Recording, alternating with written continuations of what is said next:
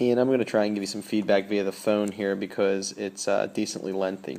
Number one, you got perfect. If you notice, you're identifying the y-intercept, which is 1, and you're drawing a good slope triangle to get this -3.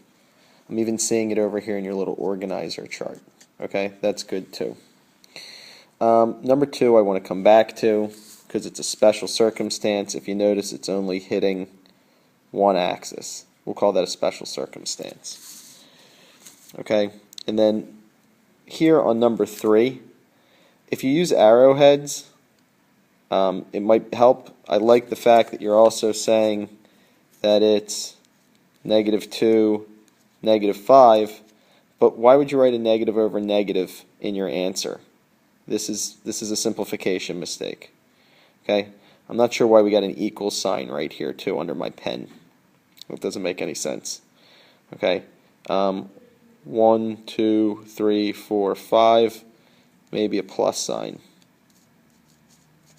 for +5.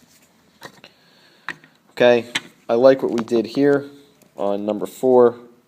I like the fact that you notice the y-intercept is 0, but you did not write +0 here. That would be a simplification mistake too. Okay. If we notice here, like your slope, with the exception of the fact that because it is downhill, okay, that we are needing this to be a -2.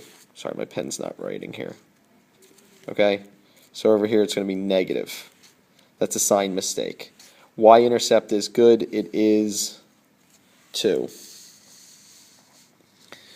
Okay, here on number 6, I put a little note here. It hits 2 axes, so it needs 2 letters. Okay, this y equals number form is just reserved for graphs that only hit the y-axis. An example of that would be sort of like number 10 down here. Okay, if you notice it only hits the y-axis. Okay, that's why this one's wrong. If it only hits the y-axis, it's only going to need the y. It's not going to need this x. Okay, but it's not hitting at 2 that you have here. It's hitting at -2. Okay, then let's see where we go. We're going to number 7. Refocus here. Again, that's a special circumstance. I'll come to that. That's an undefined slope. Okay. I like it here on 8 where you're getting the slope correct. Okay, and I like that you're saying m equals 3 over -2. The only problem with that is I don't want the slope. Okay, I want the equation of the line, which is going to be y equals mx plus b.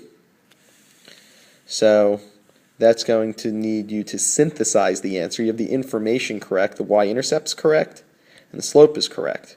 But you're not synthesizing the answer. You're not writing the equation of the line, which is I have written here. Okay, what'd you do wrong here on number 9? Number 9, similar deal. You just change gears here about what you were writing as final answers, and it's no good. The slope is 3. Good job. The y-intercept is 0, but you need to be able to write y equals 3. Excuse me. I should have taped this down. I'll know that for future reference. 3x. And then +0 you don't write. But again, this is y equals mx plus b, which we don't write when it's +0.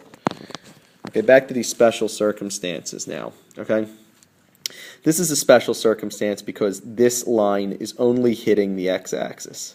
Well, we keep that real simple then. We just write x equals and then this number that it hits at. So it's 2, 4, 6, 8. Okay?